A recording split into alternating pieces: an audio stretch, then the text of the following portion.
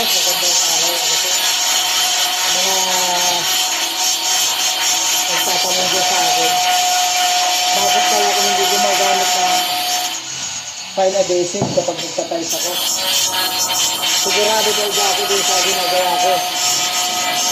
Ano po? Mga boss ha? Nakagutin natin yan. Ayan, doon sa mga nagtatanong, sa mga nagsasabi, mga boss, na bakit daw hindi ako gumagamit ng tile adhesive kapag nagtatiles ako. Kasi nakikita po nila sa mga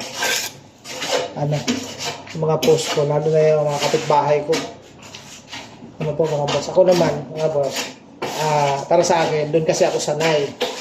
Dalawa, diskarte na po ninyo yun kung paano kayo magtatiles na hindi gumagamit ng adhesive. Pero kung sanay po kayo na gumagamit kayo ng adhesive, yun na po gawin nyo. Kasi doon mas maayos yung trabaho po ninyo. Hindi naman sa hindi ako marunong gumamit ng adhesive. Para lang din naman kasi semento. Pero, minsan kasi iniisip ko rin kasi, makatipid din ang konti ang may-ari. Saka sa karanasan ko po, hindi naman sa sinisiraan ko yung, yung adhesive. Nababakbak din naman kapag kahit may adhesive. Marami na rin kasi ako na-repair na adhesive ang gamit ng bakbakin ko. Ay talagang buo. Ano po? Pero itong, yan ang ginagawa ko mga boss. Lalagyan ko ng semento. Pero itong ginagawa ko po na, semento ang nilalagay ko. Pag binakbak mo, minsan nababasag na yung tiles. Matanggal.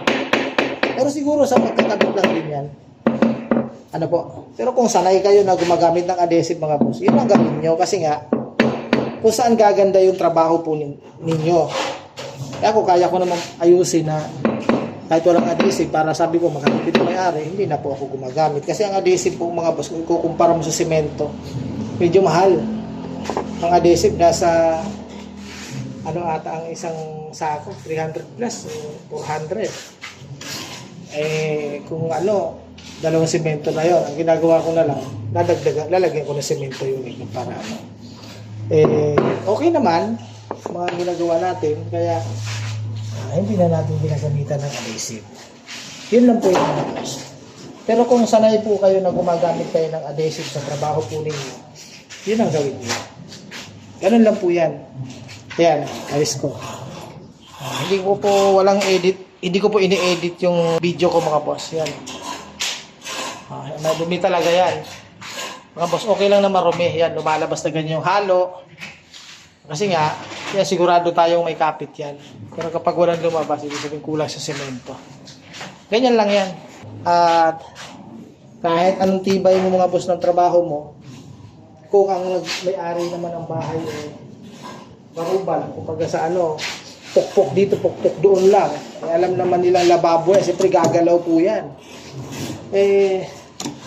Problema talaga. Pero sinasabi ko nga, kapag para tumagal, siyempre mag-ingat din naman yung gumagamit, di ba? Hindi yung bira lang tayo ng bira. Ganun lang po yun. Kaya ayun, nakapatong na. Yan lang mga boss, po, kung saan kayo sanay, kung sanay kayo adhesive gamitin nyo. Sa akin, hindi ako gumagamit, okay na yun sa akin. Ayun ang doon ako sanay. Pero, kaya, marunong naman tayo gumamit ng adhesive. Diba?